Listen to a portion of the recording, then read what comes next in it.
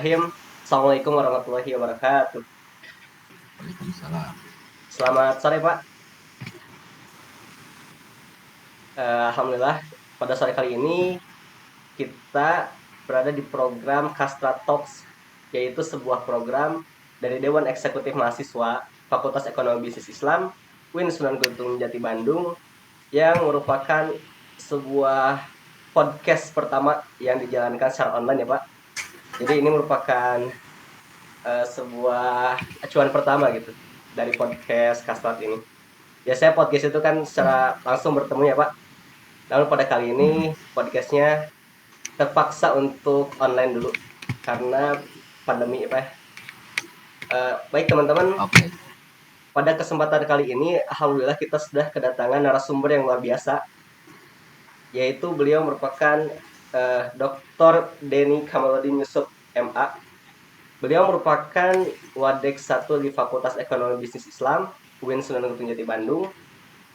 Beliau juga merupakan seorang yang analitis sekali ya, karena beliau mempunyai capaian-capaian yang luar biasa dari segi prestasi maupun hal-hal bidang di uh, dalam penelitian-penelitiannya. Nah, langsung saja ya. Di Kasta Talks kali ini kita bertemakan, mumpung masih di bulan Agustus, kita akan membawakan tema seberapa merdekakah Indonesia hari ini. Ini merupakan tema yang lumayan seru sih Pak, karena di 17 Agustus kemarin itu kan kita melewati pandemi juga gitu, udah 2 tahun.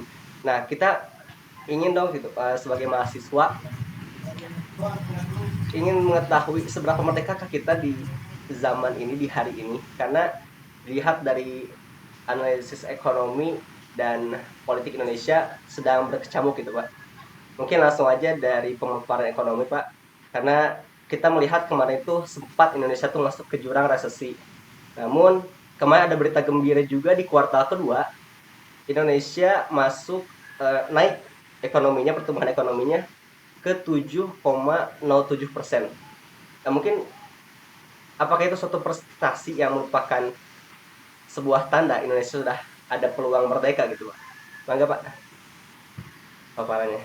Oke, baik. Terima kasih Saudara Aji. Jadi saya ingin memulai dari tema besar dulu ya. Seberapa merdeka ekonomi kita? Nah, Ya. ini pertanyaan yang agak menggelitik dan menarik karena sekarang lagi rame itu soal apa namanya uh, hingar-bingar 17 Agustus tahun ini mungkin agak berbeda karena dirayakan di tengah pandemi. Jadi di mana-mana sedang berlaku PPKM. Nah, jadi saya melihat lebih karena alasan justru masyarakat kita sudah sangat taat lah dan patuh. Saya justru mengapresiasi yang pertama sekarang kepada pemerintah yang baik pemerintah pusat maupun daerah ya yang sudah berupaya keras untuk menekan laju apa namanya pandemi yang di kita sudah mulai semakin membaik. Saya justru sekarang mulai khawatir di luar Jawa ini. Karena luar Jawa apa namanya lebih resisten menurut saya ketimbang di Jawa karena persoalan akses dan lain-lain. Baik, saya ingin kembali kepada fokus. Seberapa merdeka ekonomi kita di tahun sekarang. Nah, untuk menjawab persoalan ini, saya ingin menggarisbawahi dulu beberapa hal. Yang pertama, jangan lupa bahwa Pancasila, terutama alinea pertama Undang-Undang Dasar kita itu mengatakan bahwa penjajahan di atas dunia itu harus dihapuskan karena tidak sesuai dengan pri kemanusiaan dan pri keadilan. Nah, jadi hak ekonomi itu bagian dari hak konstitusi yang dijamin oleh Pancasila dan UUD 45 di mana masyarakat itu mesti mendapatkan jaminan penghidupan yang layak dari negara sebagaimana diatur di dalam Undang-Undang Dasar tahun 1945. Nah, kemudian dalam pasal-pasal berikutnya ini saya normatif dulu ya bicara. Ya. Dalam undang-undang juga disebut bumi, air, dan kekayaan alam dijamin sepenuhnya dikuasai oleh negara dan dimanfaatkan sebaik-baiknya untuk kesejahteraan masyarakat. Nah, tentu saja landasan konstitusi itu menjadi dasar bahwa segala hal yang menjadi aset bangsa ini adalah mesti digunakan dan dimanfaatkan untuk kepentingan negara dan kesejahteraan rakyat. Nah, ini yang kemudian menjadi cukup ramai. Nah, kemudian tahun lalu kita sempat dihebohkan dan ramai dengan adanya undang-undang Omnibus Law. Nah, ini menarik. Omnibus Law itu sebut saja, saya ingin mengulang sedikit nih. Undang-undang Omnibus Law itu sudah cukup bagus, mengcover segala hal yang dulu dianggap rigid, kemudian dibuat lebih fleksibel. Tujuannya adalah apa? Agar semua pihak, dalam hal ini masyarakat, punya akses kesempatan yang sama untuk mengembangkan kapasitas dan kemampuan ekonomi. Yang ujungnya adalah mewujudkan masyarakat yang adil dan makmur.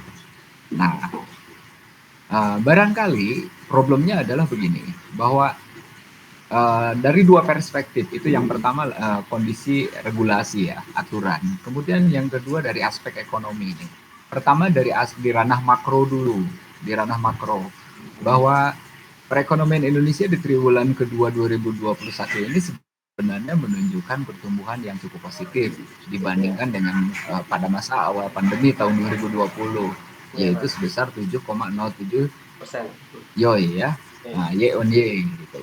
Nah, kinerja tersebut menunjukkan perbaikan yang menurut saya jauh lebih baik dibanding kuartal 1 tahun 2001, sehingga pertumbuhan tertinggi sejak triwulan 4 2004 yang 7,16% itu telah PDB kita hari ini sudah melampaui dari apa yang ada di tahun 2019.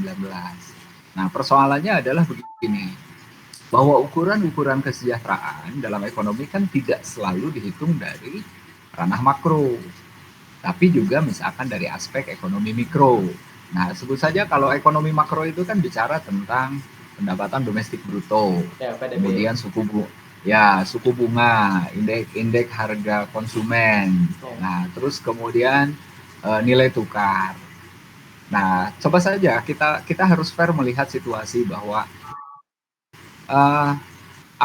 pertumbuhan ekonomi di angka yang tadi, terus kemudian suku bunga yang relatif sekarang menurut saya relatif tertahan ya di angka berapa itu, di angka 7 minimal 7,5% dan maksimum itu di angka 13%. Apalagi kemarin kalau tidak salah pemerintah telah meluncing bahwa melalui bank pemerintah, melalui Kementerian BUMN itu adalah memberikan bantuan untuk modal usaha dan pembentukan kelompok-kelompok usaha yang suku bunganya jauh lebih rendah dibandingkan dengan suku bunga di masa normal. Itu adalah tujuan bagaimana yang terpenting yang dipikirkan hari ini menurut saya adalah bukan ketika hari ini menghadapi pandemi, tapi next. Setelah pandemi ini berakhir, apa sih yang harus dilakukan? Nah, jangan sampai ketika misalkan di saat negara lain sudah bangkit, ingin bangkit dari keterpurukan, kita terlambat. Nah, maka upaya-upaya pemulihan ekonomi salah satunya adalah melalui kebijakan moneter, itu sudah sangat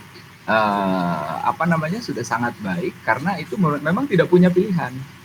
Nah, seperti itu ya di ranah makro. Terus kemudian nilai tukar. Nilai tukar relatif normal menurut saya tertahan di angka 14 ribuan lah.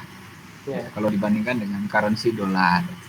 Nah, tinggal persoalannya di ranah mikro nih. Karena ukuran-ukuran pertumbuhan ekonomi kita kan seringkali diukur di ranah makro.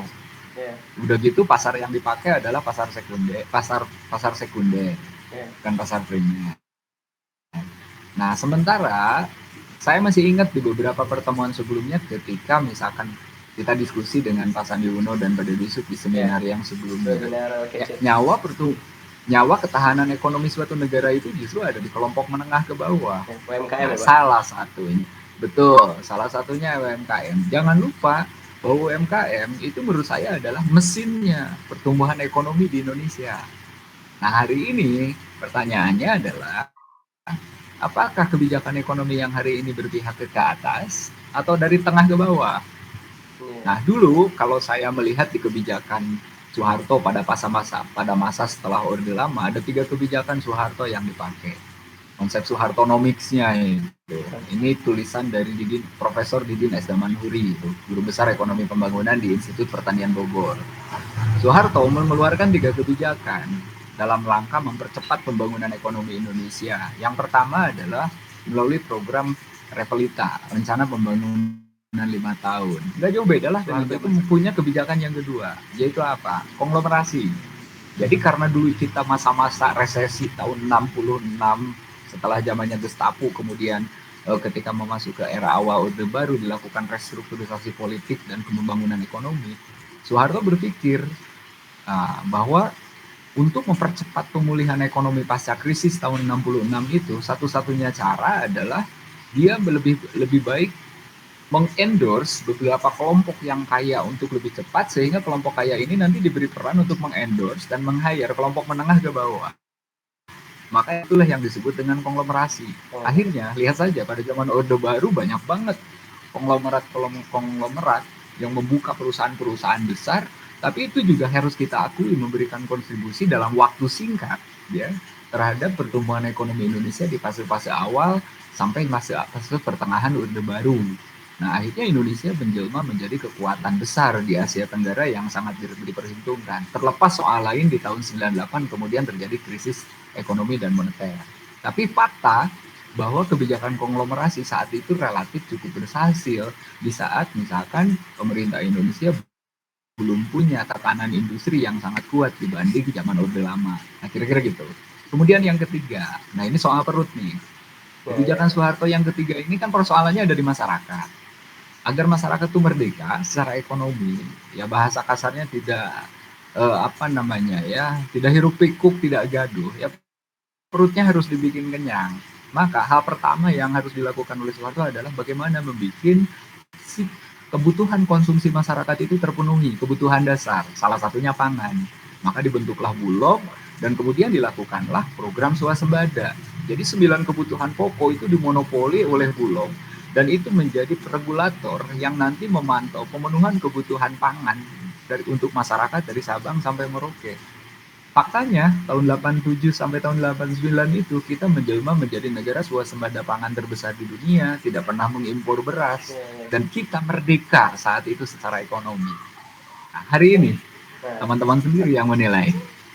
Oke, sementara rilisnya gitu. Nah, saya coba masuk ke last pointnya. Nah, lalu bagaimana kita memaknai kemerdekaan ekonomi? Saya tidak berpikir untuk atau menanyakan tentang seberapa merdeka kita hari ini. Saya lebih berpikir tentang saya ingin memberi respect, memberikan apresiasi, penghormatan dan penghargaan kepada para pendahulu yang telah membawa Indonesia ini merdeka.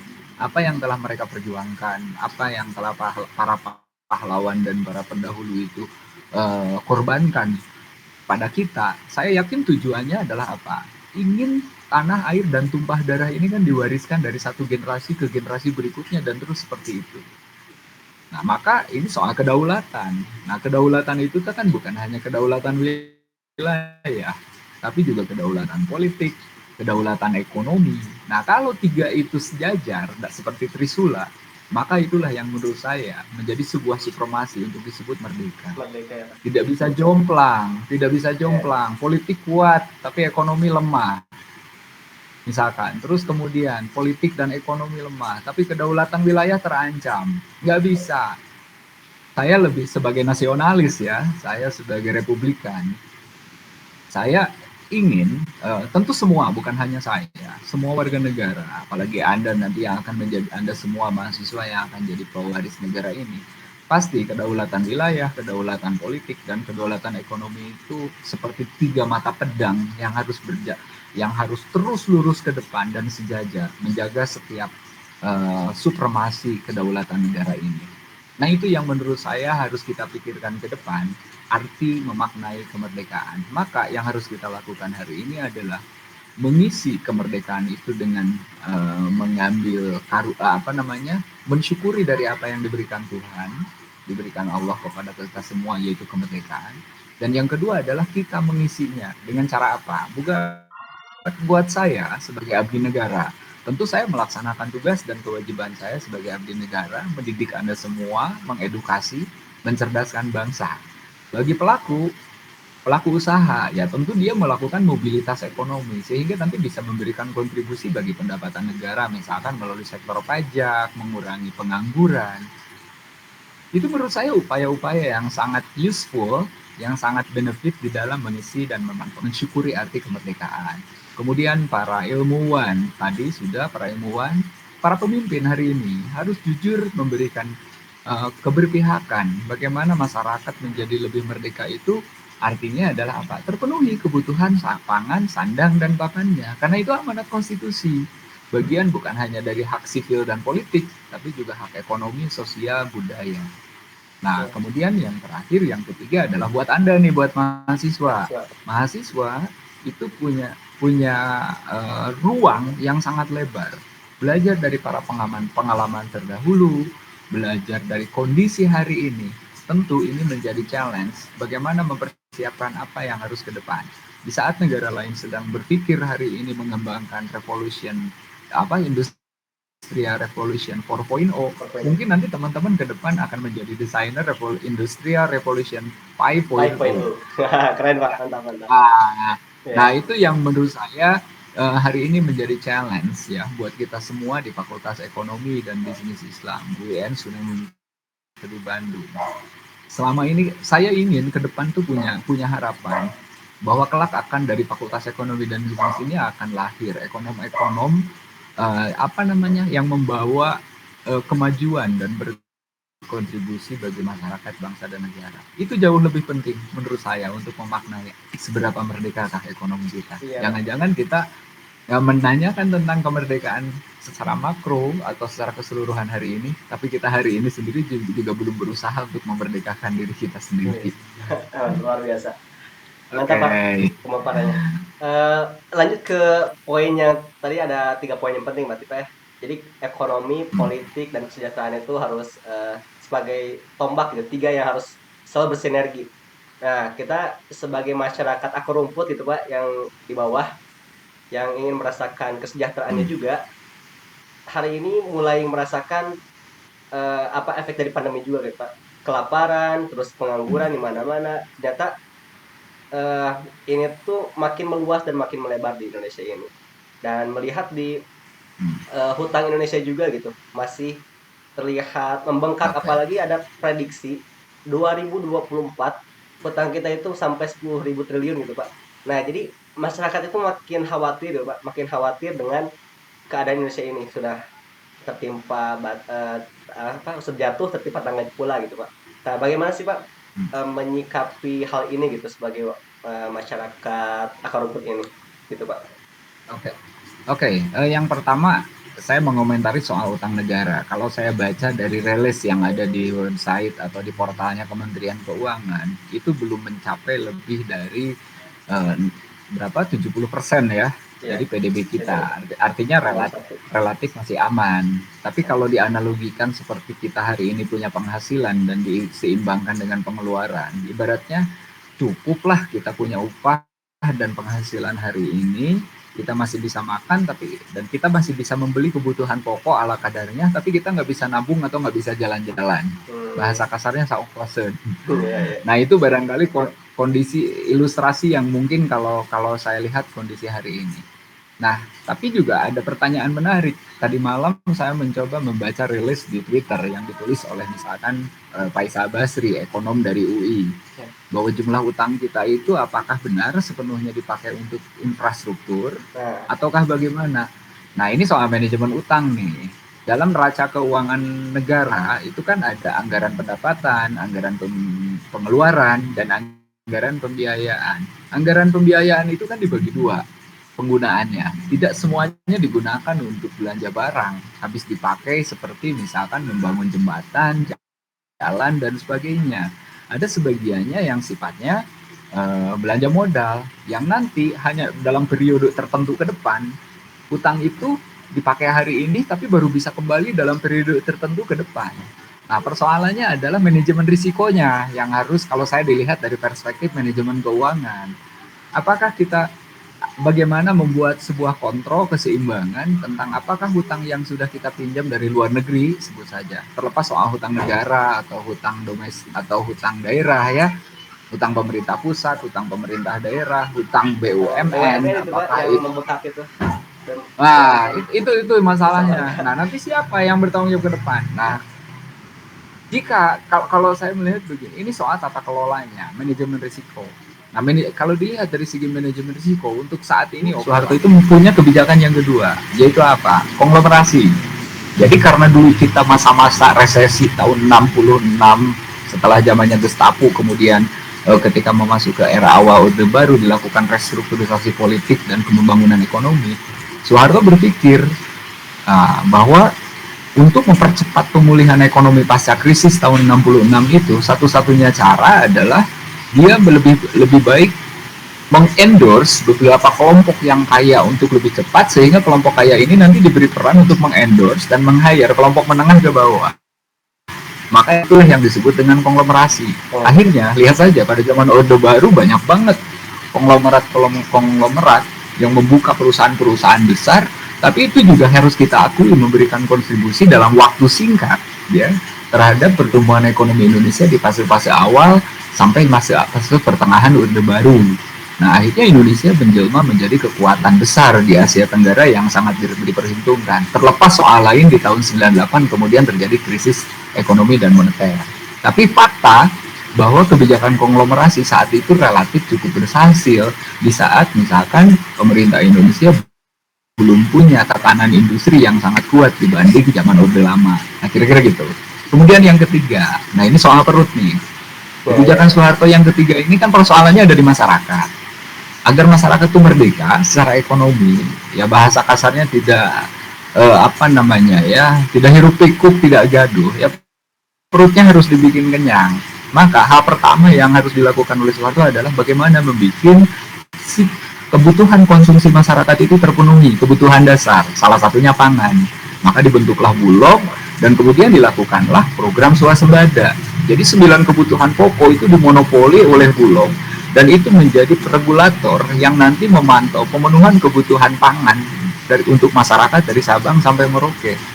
Faktanya tahun 87 sampai tahun 89 itu kita menjelma menjadi negara swasembada pangan terbesar di dunia, tidak pernah mengimpor beras, dan kita merdeka saat itu secara ekonomi. Nah, hari ini teman-teman sendiri yang menilai. Oke. Sementara rilisnya gitu. Nah, saya coba masuk ke last point-nya. Nah, lalu bagaimana kita memaknai kemerdekaan ekonomi? Saya tidak berpikir atau menanyakan tentang seberapa merdeka kita hari ini. Saya lebih berpikir tentang saya ingin memberi respect, memberikan apresiasi, penghormatan dan penghargaan kepada para pendahulu yang telah membawa Indonesia ini merdeka.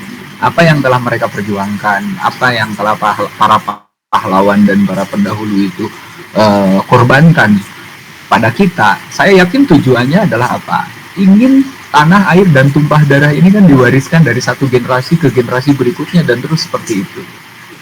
Nah, maka ini soal kedaulatan. Nah, kedaulatan itu kan bukan hanya kedaulatan wilayah, tapi juga kedaulatan politik, kedaulatan ekonomi. Nah, kalau tiga itu sejajar, tidak seperti Trisula, maka itulah yang menurut saya menjadi sebuah supremasi untuk disebut merdeka. Tidak bisa jomplang, politik kuat tapi ekonomi lemah. Misalkan, terus kemudian politik dan ekonomi lemah tapi kedaulatan wilayah terancam. Nggak bisa. Saya lebih sebagai nasionalis ya, saya sebagai republikan. Saya ingin, tentu semua, bukan hanya saya, semua warga negara, apalagi Anda nanti yang akan menjadi, Anda semua mahasiswa yang akan jadi pewaris negara ini, pasti kedaulatan wilayah, kedaulatan politik, dan kedaulatan ekonomi itu seperti tiga mata pedang yang harus terus lurus ke depan dan sejajar, menjaga setiap supremasi kedaulatan negara ini. Nah, itu yang menurut saya harus kita pikirkan ke depan, arti memaknai kemerdekaan. Maka yang harus kita lakukan hari ini adalah mengisi kemerdekaan itu dengan mengambil mensyukuri dari apa yang diberikan Tuhan, diberikan Allah kepada kita semua, yaitu kemerdekaan. Dan yang kedua adalah kita mengisinya dengan cara apa? Bukan buat saya sebagai abdi negara. Tentu saya melaksanakan tugas dan kewajiban saya sebagai abdi negara, mendidik Anda semua, mengedukasi, mencerdaskan bangsa. Bagi pelaku usaha, ya tentu dia melakukan mobilitas ekonomi, sehingga nanti bisa memberikan kontribusi bagi pendapatan negara, misalkan melalui sektor pajak, mengurangi pengangguran. Itu menurut saya upaya-upaya yang sangat useful, yang sangat benefit di dalam mengisi dan mensyukuri arti kemerdekaan. Kemudian para ilmuwan, para ilmuwan para pemimpin hari ini harus jujur memberikan keberpihakan. Bagaimana masyarakat menjadi lebih merdeka itu artinya adalah apa? Terpenuhi kebutuhan pangan, sandang, dan pakannya. Karena itu amanat konstitusi. Bagian bukan hanya dari hak sipil dan politik, tapi juga hak ekonomi, sosial, budaya. Nah, kemudian yang terakhir, yang ketiga adalah buat Anda nih, buat mahasiswa. Mahasiswa itu punya ruang yang sangat lebar. Belajar dari para pengalaman terdahulu, belajar dari kondisi hari ini. Tentu ini menjadi challenge bagaimana mempersiapkan apa yang harus ke depan. Di saat negara lain sedang berpikir hari ini mengembangkan Industrial Revolution 4.0, mungkin nanti teman-teman ke depan akan menjadi desainer Industrial Revolution 5.0. Keren Pak, mantap. Nah, itu yang menurut saya hari ini menjadi challenge ya buat kita semua di Fakultas Ekonomi dan Bisnis Islam UIN Sunan di Bandung. Selama ini saya ingin ke depan tuh punya harapan bahwa kelak akan dari Fakultas Ekonomi dan Bisnis ini akan lahir ekonom-ekonom yang membawa kemajuan dan berkontribusi bagi masyarakat, bangsa, dan negara. Itu jauh lebih penting menurut saya untuk memaknai seberapa merdekakah ekonomi kita. Jangan-jangan kita menanyakan tentang kemerdekaan secara makro atau secara keseluruhan hari ini, tapi kita hari ini sendiri juga belum berusaha untuk memerdekakan diri kita sendiri. Luar biasa. Pemaparannya. Lanjut ke poinnya, tadi ada 3 poin yang penting Mbak Tipa ya. Jadi ekonomi, politik, dan kesejahteraan itu harus sebagai tombak gitu, 3 yang harus selalu bersinergi. Nah, kita sebagai masyarakat akar rumput gitu Pak, yang di bawah, yang ingin merasakan kesejahteraannya juga, hari ini mulai merasakan efek dari pandemi juga gitu Pak. Kelaparan, terus pengangguran di mana-mana. Ternyata ini tuh makin meluas dan makin melebar di Indonesia ini. Dan melihat di hutang Indonesia juga gitu, masih terlihat membengkak, apalagi ada prediksi 2024 hutang kita itu sampai 10.000 triliun gitu Pak.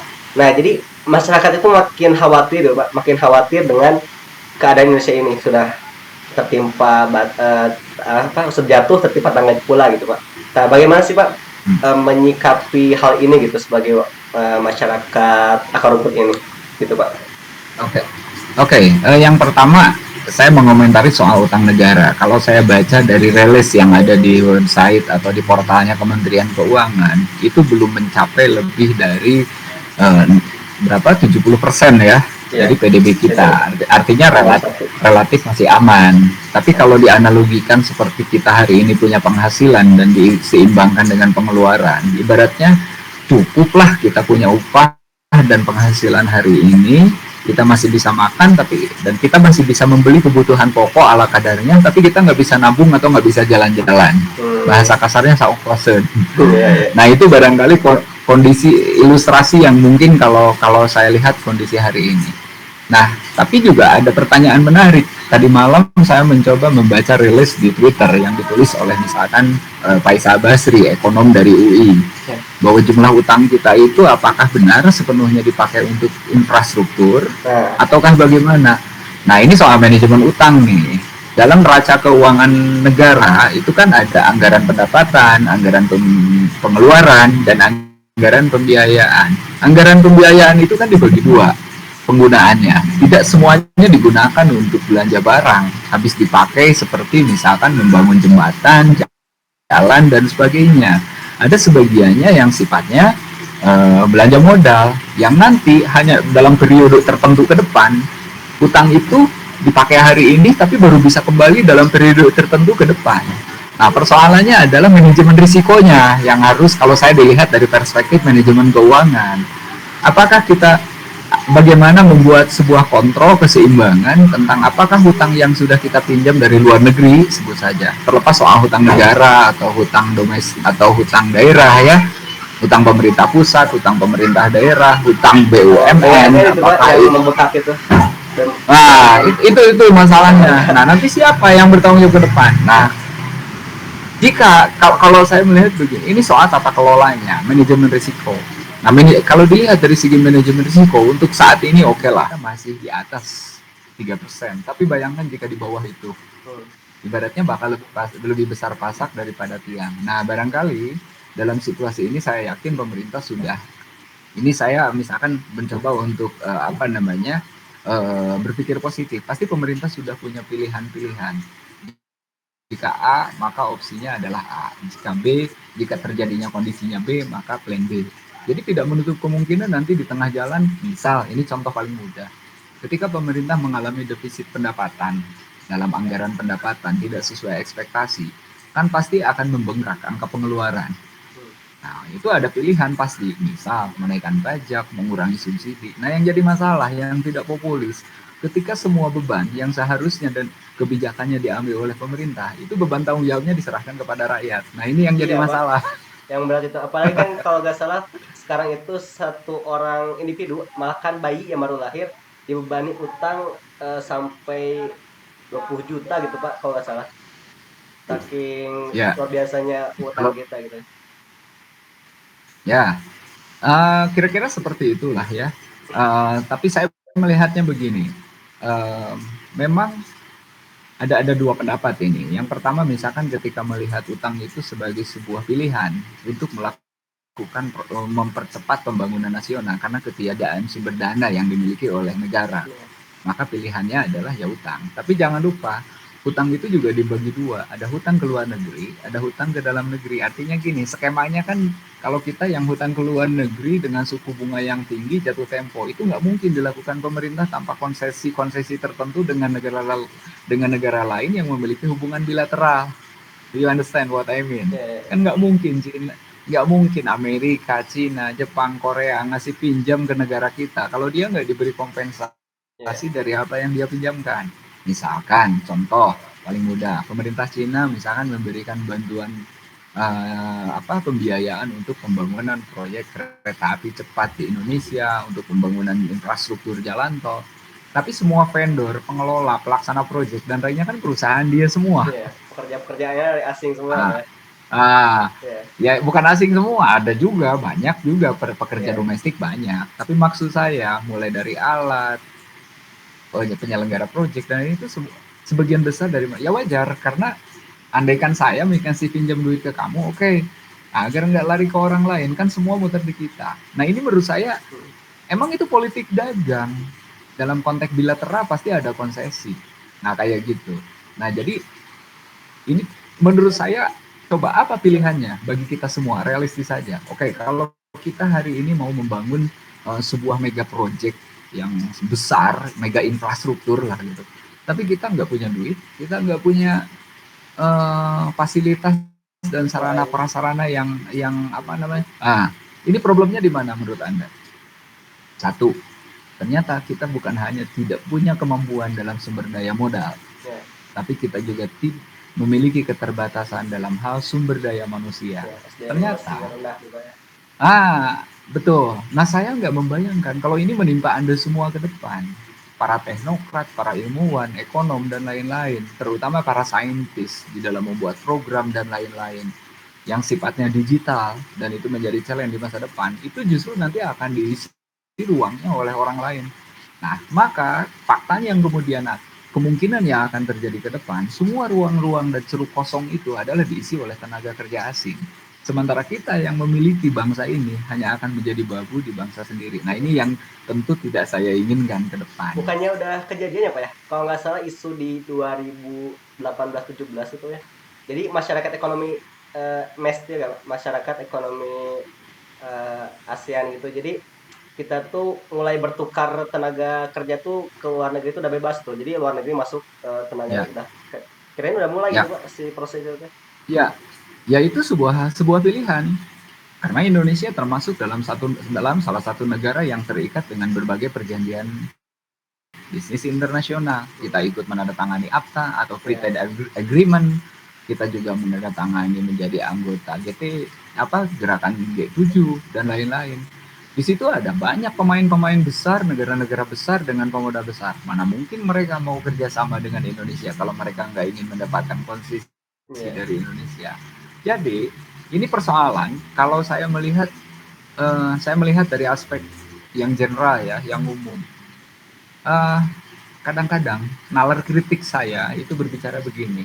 Ini negara-negara maju, negara-negara besar membuat sebuah apa ya, konsorsium atau organisasi-organisasi bisnis dan dagang yang besar dengan tujuan untuk membantu negara miskin atau negara berkembang, lalu kemudian dia menyuplai bantuan sumber daya modal dan lain-lain kepada negara berkembang dan negara miskin, tapi tata kelola terus kemudian pemanfaatan dan lain-lain itu tetap oleh mereka, keuntungan kan balik ke mereka. Menurut saya itu bagian dari kemasan penjajahan baru. Iya sih Kenapa? Pak, betul Ya betul. itu kan, ya ya walau bagaimana tidak, di satu sisi dia menolong negara itu ya, tapi di sisi lain dia juga nggak mau dong negara yang dia bantu terlalu cepat kaya kemudian mengalahkan supremasi negara yang membantunya. Nanti akan menjadi kompetitor, pasti ada bagian-bagian tertentu yang ini seudonnya ya, Iya. ada bagian-bagian tertentu yang nggak mungkin, pasti itu misalkan dibuka sepenuhnya. Contoh, ketika satu negara lain memberikan pinjaman,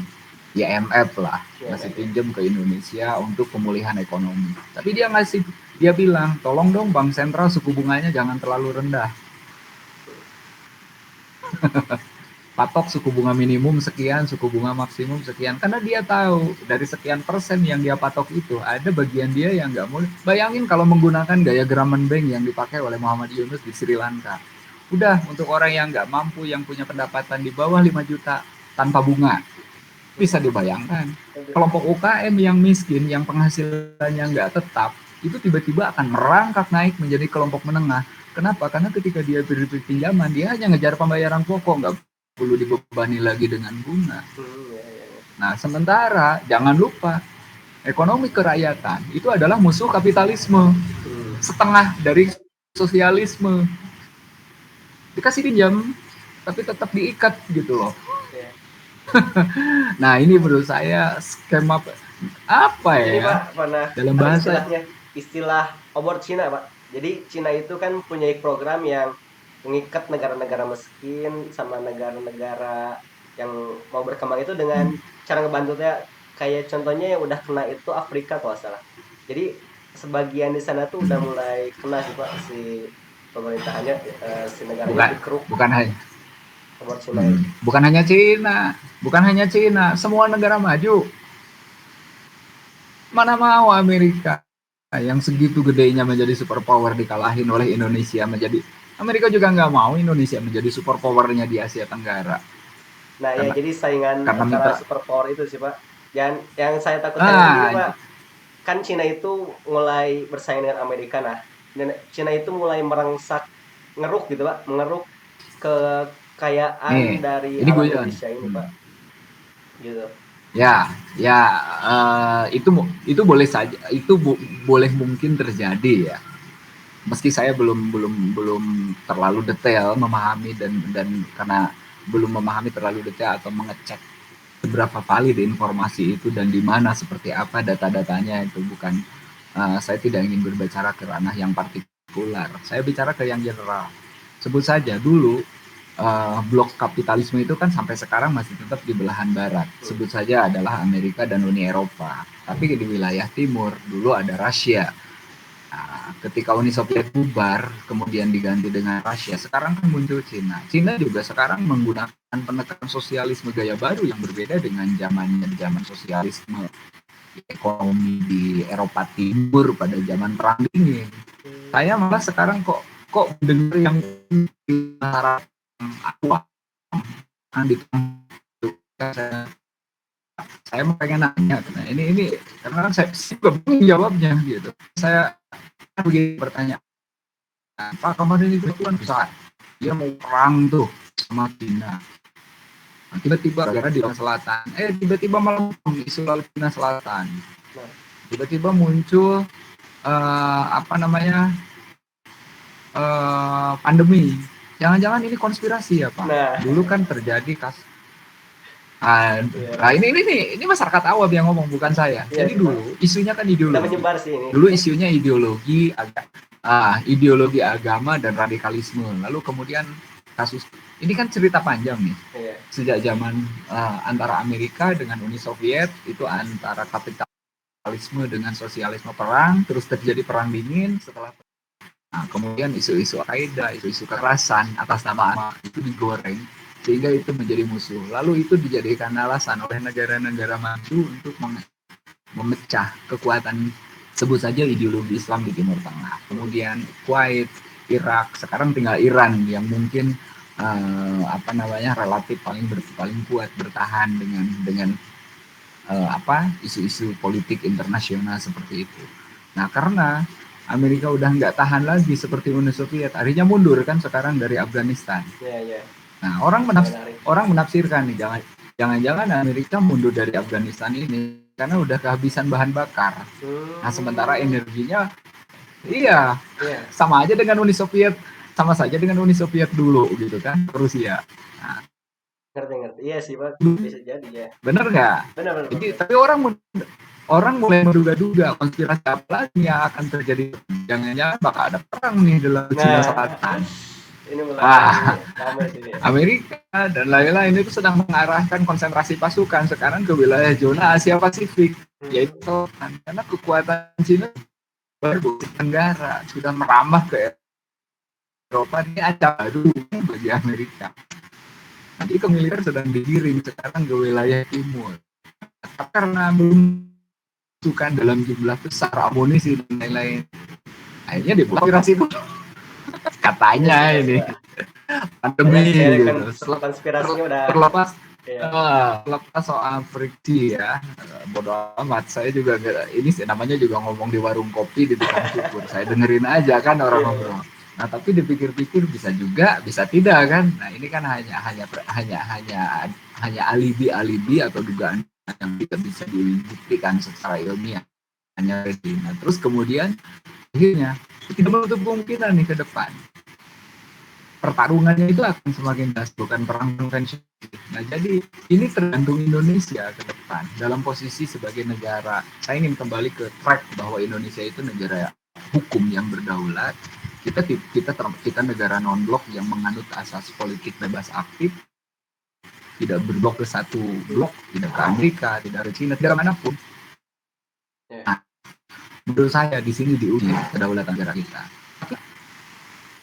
Ingin mencoba kembali ke masa lalu. Saya tidak terlalu yakin bahwa saya tidak percaya bahwa kemerdekaan negara ini adalah dibantu orang. Tidak percaya. Saya bahwa kemerdekaan yang kita peroleh di kita adalah perjuangan dengan darah dan air mata, dengan keringat dari para pendahulu. Jadi kita ini tidak punya sejarah bergantung ke negara lain. Dalam situasi yang saya sebut, prediksi apa yang akan terjadi ke depan, memaknai arti merdeka apakah kita nanti ke depan, itu harus kembali ke diri kita sendiri, tidak bergantung ke negara manapun. Tapi catat, proses untuk sampai ke situ itu perlu belajar banyak. Ya, perlu pengorbanan yang luar biasa sih Pak. Untuk belajar bagaimana menjadi negara industri, apa boleh buat. Kita kan tidak punya software yang bagus seperti yang dimiliki seperti negara-negara. Ya, untuk saat ini terpaksa kita menjadi konsumen dulu. Iya. Tapi melalui betul. Tapi dalam proses dalam konteks misalkan hubungan bilateral, kita mestinya lah saya akan membeli barang dari negara kamu yang maju, tapi tolong dong dilakukan transfer teknologi. Sehingga sekian tahun ke depan kita bisa memiliki basis industri di bidang informasi dan teknologi sendiri. Nah, beda dengan Cina melakukan dumping, copy paste kan, copy paste. Copy paste-nya luar biasa Pak itu. Cina. Nah, ya Cina mungkin mikirnya kan bodo amat, yang penting gue jadi negara maju, dan faktanya terbukti. Tapi kan ini itu yang ngebikin Amerika marah sehingga melakukan perang dagang karena tidak ada proteksi terhadap alih teknologi. Oke, kita belajar, dunia ini sudah mengajarkan kepada kita bahwa nulis skripsi aja nggak boleh copy paste. Nah, kira-kira gitu. Nah, di ayat yang pertama, kemudian yang kedua, bahwa hubungan hari ini kita belum menjadi selain industri dan teknologi, kita punya butuh modal. Ya mungkin hari ini kita terpaksa pinjam dulu kepada negara-negara yang kaya yang memiliki kelebihan likuiditas. Tapi catat gitu, itu hanya diberlakukan dalam periode tertentu. Jadi saya agak kurang setuju ya, dari tahun 2003 nanti ke sana di presiden yang berikutnya itu minjam lagi. bakal lebih berat Pak itu tanggungan dari pemerintah selanjutnya. Ah, ya, siapapun presidennya, Ya, siapapun nanti pemerintahannya, pasti akan berat karena harus menanggung bayar utang. ya, Yang hari ini, nah kira-kira seperti itu. Nah, maka ini jadi catatan yang harus dikritisi menurut saya oleh kita semua dalam perspektif yang positif ya. Artinya gini, uh, melakukan sebuah analisa terhadap kebijakan ekonomi itu pasti pemerintah ada dasarnya. Saya sebagai rakyat misalkan bisa saja mengatakan begini, Anda itu pemerintah enak aja membawa ya. begini, mengkritik pemerintah. Mengkritik itu Karena paling kita mikirnya, enak ya Pak. Mengkritik pemerintah ya apalagi. nggak masalah. Itu hak Ya, konstitusional. Tapi maksud saya begini, punya dasar itu artinya gini. Um, apa yang kita pikirkan apa yang ketika kita menyampaikan pendapat, gagasan, masukan, kritik atau apapun namanya dengan bahasa yang santun tentunya dan di dalam koridor konstitusi sejauh itu kepentingan kebaikan menurut saya nggak salah. Jokowi saya pikir sehari ini cukup bagus. Setiap hari ramai itu di TV One soal yang membeli beliau dan lain-lain. Dia adem-adem aja. ya. Gitu. Nah, ya mungkin paling yang di bawahnya yang rah dan lain-lain. Terlalu agresif yang di Ya itu ini. bawahnya, nggak melihat ke Nah, atas. udah kan. Nah, ini saya Ya, kembali ke ekonominya, ya, di koridor ekonominya. Nah pasti orang selalu berpikir aliran ekonomi ini enak dan gak enak. Ketika kebagian enak dia diam, tapi ketika kebagian gak enak lalu kemudian dia bersuara. Nah itu problem pragmatisme yang hari ini mulai banyak muncul. Tidak menutup kemungkinan di semua lapisan, bukan hanya di kalangan birokrat, di kalangan masyarakat pun demikian, di kalangan mahasiswa. Tidak mungkin saja. Loh, kalau Anda saya kasih beasiswa sampai kuliah S3 selesai, apa Anda mau demo? iya sih Pak. Walaupun sekritis apapun dia pasti ya Nah, mengkondisikan lah, apalagi beasiswa oke. dari pemerintah gitu kan. Ya, Nah, ngerti Pak. betul. Kalau saya pemerintah, kalau saya pemerintah atau siapapun, lalu saya melakukan kebijakan itu, pasti kan teman-teman Anda akan bilang, wah kamu dibungkam nih sama penguasa. Ya, iya sih Pak. Bisa begitu kan? Dan itu pasti akan wajar. Nah, maka pasti akan selalu ada pro dan kontra. Kalau saya lebih suka begini, bersikap adil, menempatkan sesuatu pada tempatnya, pada wilayah politik. Maka pendekatan penyampaiannya itu juga melalui pendekatan politik. Nah, kalau koridor ekonomi, maka kita pendekatannya juga ekonomi. Jangan tumpang tindih ngawur gitu. Jadi urusan politik ditafsirkan secara ekonomi, urusan Ya, ekonomi ditafsirkan pada politik. Masing-masing ada bidangnya. Ya, tapi sekali lagi, rambut boleh sama hitam, kepala sama bulat, tapi pikiran pasti berbeda-beda. iya sih Pak pasti. Itu hal yang wajar. Itu yang wajar. Itulah yang saya sebut dengan arti Iya demokrasi. sih Pak. Tapi Nah, kalau maka lihat kondisi kita ya Pak ma, di negara Indonesia yang luas ini gitu.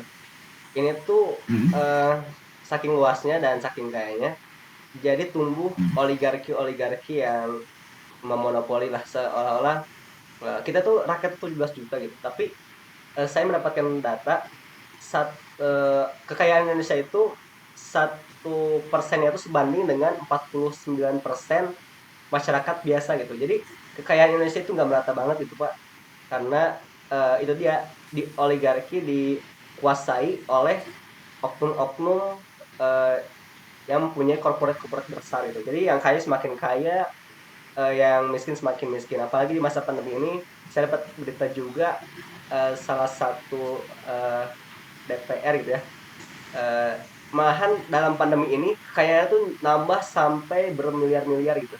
Sedangkan rakyat di bawahnya sampai menjerit-jerit kelaparan gitu, bahkan nulis mural kelaparan kayak gitu juga langsung diberingas lah. Jadi eh, Indonesia tuh seperti makin tumpang tindih banget gitu Pak. Nah, kalau misalkan menurut analisis akademisi Bapak gitu Pak, bagaimana sih apa sih yang dilakukan pemerintah? Kenapa sih bisa terjadi seperti itu gitu Pak? Indonesia tuh makin tumpang tindih, nggak merata gitu. Padahal Menteri Sri Mulyani juga berkata gitu sih Pak. Uang Indonesia tuh besar, cuman yang nyerap ke masyarakatnya tuh susah gitu. Apa sih yang harus diperbaiki oke. dari segi itu Oke, pemerintah? yang pertama, saya perlu garis bawahi, apa yang terjadi hari ini itu tidak terjadi seketika, tidak Ya, terjadi tiba-tiba. Ini warisan. Ya warisan. Jadi pasti akan saling Spekulasi. mengatakan telah melakukan kebijakan yang sifatnya berbentuk oligarki, terutama di ranah kekuasaan dan ekonomi. Itu pasti akan mengatakan, loh kenapa Anda ngiritik kami? Bukankah zaman Orde Baru juga begitu? Nah, Lalu orang Orde Baru juga ngomong sama. Lah zamannya dulu juga zamannya Orde Lama juga apa? sama. Ya, ya. Padahal padahal yang sekarang juga masih titisannya Orde Baru, Ya, Orde sama. Lama kan gitu. Nah, lalu kemudian ketika Orde Lama misalkan kita kritik juga, lalu akan ngomong, lah dulu juga di zaman penjajahan oligarki sudah ada, yaitu para tuan tanah yang bermitra dengan POC, Hmm. dengan kolonial. Nah, ini tradisi apa namanya ya? Akhirnya para budayawan itu menyebut misalkan bahwa oh ini problem seperti ini bukan hanya persoalan politik, ini culture. Oh, itu. Oh. Nah, mungkin dalam ya budaya ini kan berarti harus dirubah, Ya, ya. benar nggak sih? Ya, Pak, benar. Nah, berarti untuk merubah budaya kan harus dirubah mindsetnya dulu, Ya. pola Oh. pikirnya. Nah, karena kalau mindsetnya itu seperti itu, maka setiap orang akan selalu berpikir gimana caranya gue menjadi orang terkaya dan menguasai dari hulu sampai hilir semuanya, seolah-olah negara ini adalah milik gue sendiri. Coba, ya. Sehingga ketika orang lain mengambil bagian di situ, itu berarti mengancam aset gue. Hmm. Nah, itu yang menurut saya pada akhirnya orang melakukan apa yang disebut dengan oligarki. Hmm. Si A punya kepentingan, si B punya kepentingan, dia saling mengamankan kepentingannya masing-masing, asal jangankan muncul pihak ketiga yang mengancam keduanya. Nah, akhirnya yang muncul adalah seperti ini, kira-kira begitu. Iya, iya, iya. Nah, coba kalau dibandingkan misalkan dengan negara seperti Finlandia. Nah, di Finlandia itu negara di Eropa Barat ya, yang dekat dengan kawasan dingin, itu daerah apa ya, dingin itu dekat berbatasan antara Denmark, terus kemudian Swiss, itu kan daerah-daerah situlah, daerah Islandia lah. Islandia, bukan Finlandia, Islandia. Di Islandia itu penduduknya, negaranya kecil, penduduknya juga mungkin nggak banyak. Tapi itu menurut saya adalah negara yang paling luar biasa. Kenapa? Karena di sana yang pertama dididik itu adalah kejujuran. Ya, ya, Di ya. sana itu nggak ada orang yang nggak jujur. Malu kalau orang nggak jujur. Ini kan soal mindset. Terus kedua, karena orang jujur, dia memimpin dia harus jujur.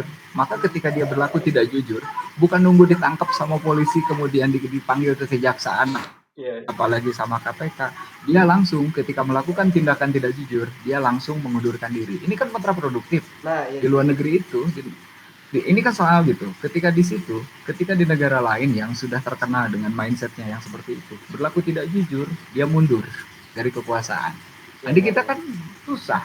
Budaya malu untuk mundur dari kekuasaan karena tidak jujur kan, Anda udah tahu jawabannya, nggak akan Iya saya sih, Pak. jawab. Ya, Nah, bahkan itu di soal main. Jepang mah, Pak, kalau nggak salah gitu, Pak. Di Jepang itu budaya malunya tuh sangat tinggi, bahkan sampai bunuh diri gitu kalau misalkan nggak bisa menangani suatu masalah ini gitu, Nah, apalagi mengundurkan diri atau gini, kalau gini, gini. bahasa murahnya tuh apa ya, harakiri gitu, dia ngebeset perutnya sendiri gitu sih, Pak. Seingat saya, Cina itu nggak sebesar dan semaju sekarang ini secara ekonomi dibandingkan 20 tahun yang lalu ketika saya masih SMP. Iya, iya. Usia saya sekarang 46 tahun, berarti 20 tahun yang lalu ketika saya seumuran Anda lah, di usia 20 tahunan lah ya, 20 tahunan, itu Cina nggak semaju sekarang. Nah, saat saya masih ingat saat itu, ketika revolusi konstitusi di Cina, salah satunya adalah Perdana Menteri Li Peng gitu. Siapa itu saya lupa lagi. Sebelum yang sekarang. Itu dia mengatakan, aku terpilih sekarang menjadi presiden Cina. Sediakan liang lahat, Oh iya. sisakan satu untukku. Jika aku terbukti korupsi, maka aku siap dulu. Nah, Nah, itu kan artinya Cina bisa maju sekarang seperti itu pasti ada sebab. Mindsetnya dulu yang dibangun. iya, Itu benar. Cina loh. Iya sih. Nah, negara itu tadi kan saya cerita Eropa, Islandia kan. Nah, ini Cina di Asia. Nah, kenapa sih kita ini ngambil yang buruk-buruknya aja gitu, nggak yang baik-baiknya? Iya, iya, benar, Pak, benar. Jadi di satu sisi, jadi ini nih bangkit dari krisis, semuanya ya, bukan hanya ekonomi.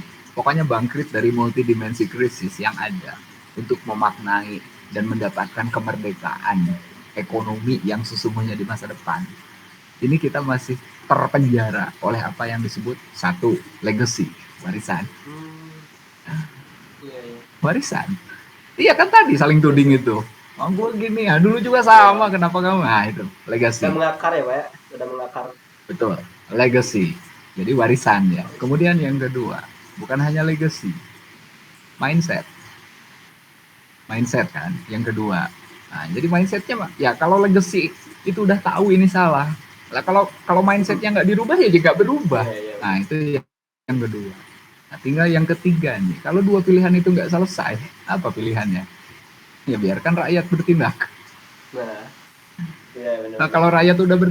kalau rakyat udah bertindak menentukan nasibnya sendiri ketika penguasa atau siapapun termasuk saya aja kalau nggak ngajar, saya nggak ngasih bimbingan, memberikan kewajiban sebagai dosen kepada mahasiswa, pasti mahasiswa juga akan teriak menuntut hak-haknya. Dolim saya. Dan ingat, jangan lupa, dalam demokrasi gerakan rakyat jika didukung oleh keseluruhan, ini bukan soal bicara konstitusional dan tidak konstitusional. Jika didukung oleh keseluruhan, itu bisa menjadi konstitusional.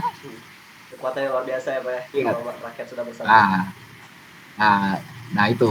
Jadi ini yang mungkin, tapi lagi-lagi ya hati-hati maksud saya. Hati-hati itu gini, pasti ada dua pilihan, ada reformasi, ada revolusi. Nah, kalau meminjam istilah yang dipakai dalam nalar gerakan kemahasiswaan itu kan ada dua pilihan tuh. Kita mau pilih reformasi atau milih revolusi ya. Gitu. Iya, iya. Kalau reformasi ya berarti kan ada dua. Ada reformasi konstitusional, ada reformasi struktural. Ya pergantian kekuasaan, merubah sistem tanpa membuat negara ini hancur. Iya, iya. Nah, kalau revolusi, oh berdarah-darah bro, Berat saya sih nggak Pak itu. rela. Jangan, kalau Pasti saya banyak sangat hindari itu. resikonya jauh banget ya. Tradisi bangsa kita ini bangsa pemaaf, tapi yang udah dimaafin tuh nggak tahu diri untuk Melunjak. merubah. Itu aja Iya, masalahnya. iya benar-benar. Nah, mudah-mudahan itu jadi pembelajaran lah buat kita semua. Iya. Ya, jadi balik lagi ke ekonomi ya, intinya memaknai kemerdekaan ekonomi. Dari kita menurut saya adalah belajar dari hal-hal kecil. Ini sebut saya nggak akan bicara yang gede-gede lah. Saya ingin bicara yang kecil-kecil buat Anda dan pesan kepada teman-teman mahasiswa khususnya di Fakultas Ekonomi dan Bisnis. Pertama, tadi saya sudah sampaikan, challenge ke depan itu pasti ada sesuatu yang akan berbeda dibanding konflik-konflik internasional seperti yang terjadi hari ini. Pasti yang ke depan itu ada sesuatu yang lebih berat yang saya sendiri tidak bisa prediksi seperti apa karena saya bukan paranormal. Tapi intinya Anda semua harus mempersiapkan diri. Loh, seusianya Pak Denny yang udah pernah kemana-mana aja dengan situasi gini. Betapa sulit kita menemukan sebuah berbagai pilihan yang itu kita bisa memberi impact yang besar kepada masyarakat dan negara. Nah, maka ya kita harus memulai dari hal-hal kecil sekurang-kurangnya. Nah, maka buat mahasiswa, pertama hari ini adalah menurut saya tingkatkan kemampuan intelektual dan kecerdasan Anda semua, skill Anda semua, agar ke depan Anda menjadi seorang yang punya competitiveness, punya daya saing. Kudu beda jeung batur gitu. Jadi kalau orang lain punya gelar sarjana ekonomi, nanti kalau gue beda, gue sarjana ekonomi yang bla bla bla, punya kemampuan ini. Punya jiwa bukan hanya pengabdi, bukan hanya nasionalis, tapi juga intelektual dan dia bisa merubah tatanan bangsa menjadi lebih baik di masa depan. Itu yang pertama. Kemudian yang kedua, mulailah dari hal-hal kecil. Saya salut nih, mahasiswa sekarang ini sangat kreatif di zaman saya dulu. Anda menguasai sains, teknologi, Anda banyak yang sudah mulai belajar wirausaha di bisnis digital. Saya aja nggak punya akun jadi reseller. Tapi mahasiswa banyak banget sekarang mahasiswa selama pandemi nggak bisa kemana-mana, tapi dia nggak punya penghasilan, daripada nongkrong terus di rumah, tiba-tiba saya dengar kemarin nge-report ke saya, ada yang jadi reseller, ada yang punya saham, gajinya sampai sekitar 3 sampai 5 juta sebulan dari pendapatan dia bisnis saham syariah, gitu kan. Terus kemudian saya pesan Grab ya, GoFood gitu, tiba-tiba yang datang ternyata anak mahasiswa saya sendiri. Subhanallah, saya bilang. Itu hal-hal yang di zaman saya dulu nyaris tidak pernah saya lakukan, kecuali hanya paling saya bisnis kecil-kecilan. Karena dulu memang nggak ada smartphone dan lain-lain. Dan yang membuat saya bangga, saya nanya, kamu nggak capek? Saya bilang, di sela-sela kuliah, kemudian nge-Grab atau nge-Gojek. Enggak Pak, motor ini aja saya beli dari hasil penghasilan saya. Lumayan Pak, daripada di rumah. Masya Allah. Nah itu Itu menurut saya pahlawan-pahlawan kemerdekaan yang merdeka secara ekonomi. Dia tidak bergantung ke orang menjawab sekurang-kurangnya pada hal-hal yang sederhana bahwa gue ingin merdeka secara ekonomi. Bayangkan kalau mindset orang seperti itu, pasti orang akan simultan terus. Apalagi kalau negara memberikan proteksi, Nah, iya maka Pak. maju negara. Nah, itu problem. Oke ya, gitu intinya. Iya Pak, luar biasa Pak. Kerasa udah berapa menit ya Pak? Dari jam 4 udah setengah jam lebih ya Pak ya. Luar biasa, Nah, nggak banyak banget apa-apa. ilmu yang bisa diambil gitu dari Ya. cerita tadi, dari Hmm. awal seberapa merdeka sih kita. Itu ditentukan oleh kita sendiri ya Pak ya. Bagaimana kita menyikapi kemerdekaan ini dan bagaimana pilihan kita untuk menyikapinya. Dan mungkin untuk diskusi sore kali ini kita cukupkan saja Pak ya. Sudah Oke. lumayan banyak lah yang bisa diambil oleh teman-teman. Semoga Hmm. Ya. podcast ini bisa diambil manfaatnya dan bisa bermanfaat untuk mahasiswa FEBI khususnya dan Hmm. untuk umum. Terima kasih Pak udah nyempetin waktunya di sore hari Terima ini kasih. bersama Hmm. Kasta Talks ini. Ya. Semoga bisa berjumpa di sesi-sesi Kasta Talks berikutnya ya Pak. Karena seru banget gitu kalau Oke. misalkan Terima. udah diskusi sama Bapak tuh pasti banyak ilmu yang luar biasa, apalagi pengalamannya udah ke luar negeri, jadi mindset-mindset yang menggairahkan, yang menyemangati itu selalu hadir gitu kalau misalkan berbicara dengan Bapak. Terima kasih Amin. atas Insya waktunya Allah. Pak. Ya terima kasih nih, saya udah apa namanya, ajak bincang-bincang sore sambil ngopi nih ya, sambil ngelihat akuarium. Saya nikmati lah di samping bendera di belakang saya. Ya pokoknya intinya seperti tadi, saya nitip, jangan pelihara legacy yang nggak baik. Ubah mindset menjadi lebih open minded, menjadi terbuka dan futuristik. Iya sih Pak. Nah, ada sebuah pepatah, do not ever say what can we do next, but let's say what should we do next. Jangan katakan apa yang dapat kita lakukan nanti, tapi lakukan apa yang seharusnya kita lakukan nanti. Kalau apa yang dapat kita lakukan, kumangke. Tapi kalau apa yang seharusnya kita lakukan, itu sifatnya aktif dan reaktif. Kita tidak diam, selalu berpikir progresif ke depan, selalu mencoba untuk merespon apapun untuk menemukan perubahan-perubahan yang lebih baik, maka yang muncul adalah sikap dinamis. Dan itu adalah nilai identitas kecerdasan intelektual setiap mahasiswa. Kenapa? Karena masa depan bangsa ini ada di tangan mahasiswa. Salam mahasiswa. Luar biasa. Salam. Ya Pak, terima kasih. Oke, Semoga gitu aja ya. ya Pak. Billahi taufiq wal hidayah. Assalamualaikum warahmatullahi wabarakatuh. Sukses Waalaikumsalam. untuk teman-teman semua ya. Ya, terima kasih Pak. Yo, Ya, assalamualaikum. salam. Izin live ya.